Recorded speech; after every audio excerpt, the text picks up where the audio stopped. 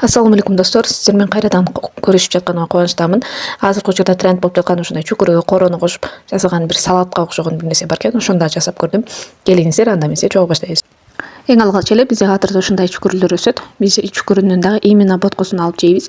Андан кийин эле тазалап ушинтип арчып алабыз сыртын.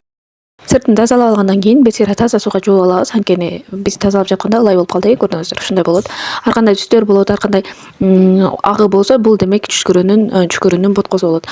Андан кийин эле ушундай чуңкур табакта алабыз дагы өзүбүзгө жаккан каалагандай формада ушинтип кесип бөлүп алабыз. Көбүнчө чукурлар ушундай розовый цветте дагы болуп калат. Бул кээде кездешет. Мынакей биз чукурларыбыздын баарын турап болуп алдык. Эми болсо биз огороддогу корону алып чыгабыз. Бизде огороддо коро анча чоң эле экен. Ошондуктан ушундай майда болуп калды. Аны 1-2 бөлүп туруп эле ошентип үстүнө кошуп кое беребиз. Мынакей көргөнүңүздөр, корону да бүтүп алдык. Эми болсо курутту майдалап жиберебиз дагы, ушундай майда кылып үстүнө себелеп коебуз.